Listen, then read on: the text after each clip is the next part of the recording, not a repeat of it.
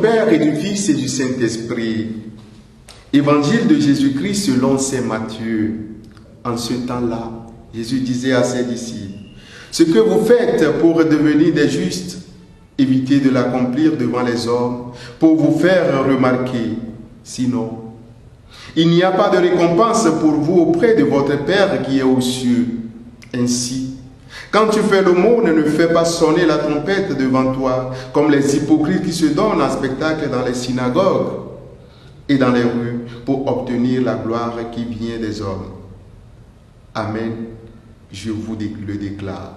Ceux-là ont reçu leur récompense, mais toi, quand tu fais l'aumône, que ta main gauche ignore ce que fait ta main droite, afin que ton aumône reste le secret.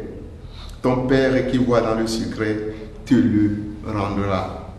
Et quand vous priez, ne soyez pas comme des hypocrites. Ils aiment à se tenir debout dans les synagogues et au carrefour pour bien se montrer aux hommes quand ils prient. Amen, je vous le déclare. Ceux-là ont reçu leur récompense. Mais toi, quand tu pries, retire-toi dans la pièce la plus retirée. Ferme la porte et prie ton Père qui est présent dans le secret. Ton Père qui voit dans le secret te le rendra. Et quand vous jeûnez, ne prenez pas un air abattu comme les hypocrites. Ils prennent une mine défaite pour bien montrer aux hommes qu'ils jeûnent. Amen, je vous le déclare. Ceux-là ont reçu leur récompense. Mais toi, quand tu jeûnes, parfume-toi la tête et lave-toi le visage. Ainsi ton jeûne ne sera pas connu des hommes, mais seulement de ton Père qui est présent au plus secret. Ton Père qui voit au plus secret te le rendra. Acclamons la parole de Dieu. Louange à toi, Seigneur Jésus. Bien-aimés dans le Seigneur, loué soit Jésus-Christ.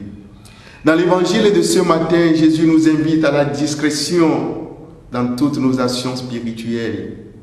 Dans un monde rempli de bruit de puissance spirituelle, où certains de nos frères, de faux frères, s'enorgueillissent de leur acte de piété ou de l'ascension de vie spirituelle rapide, le Christ Jésus rappelle à la prudence et à la discrétion. Car pour lui, il n'y a point de récompense pour les personnes qui, à longueur de journée, se vantent de leur qualité, de leur charisme, de leur exploit, de leurs dons véritables ou imaginaires.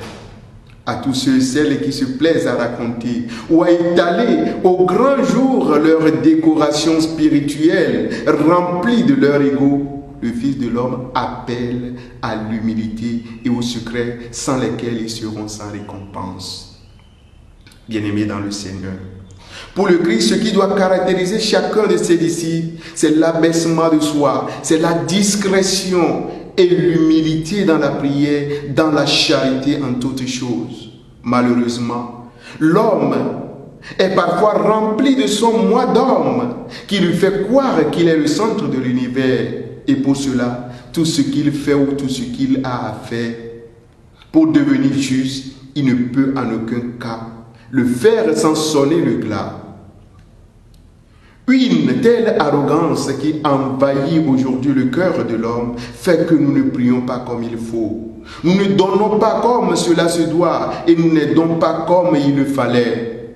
On voit fréquemment aujourd'hui ces genres de pratiques dans nos églises, dans nos sociétés. Tout se passe comme si la charité était un autre nom du mathieuvoirisme. Il y en a qui, à chaque fois qu'ils ont veillé et prié pour un frère ou une sœur qui a bénéficié d'une guérison ou d'une autre faveur ou bienveillance de Dieu, ils ne peuvent rester sans s'enorgueillir. Ils ne peuvent rester sans s'approprier de cette intervention divine. Tout se passait dans leur vie comme si ce n'était plus Dieu qui a agi, qui a guéri, qui a touché ou qui fait grâce, mais plutôt eux et eux seuls. Quelle arrogance, bien-aimés de Dieu. Cet évangile nous apprend qu'afin que le jeûne qu'on entreprend soit fiable, authentique, utile, il faut qu'on l'entreprenne pour l'amour de Dieu et du prochain, qu'on le fasse avec discrétion, avec amour, qu'on en soutienne avec des sentiments, la rigueur avec courage. Que l'espérance de l'homme qui fait ses actions pour s'acquérir l'estime des hommes est bien vaine, Puisqu'outre cette estime, il n'a aucune récompense à attendre, nous dit le Seigneur. Il nous apprend que Dieu ne récompense pas ce qu'on fait pour sa propre gloire.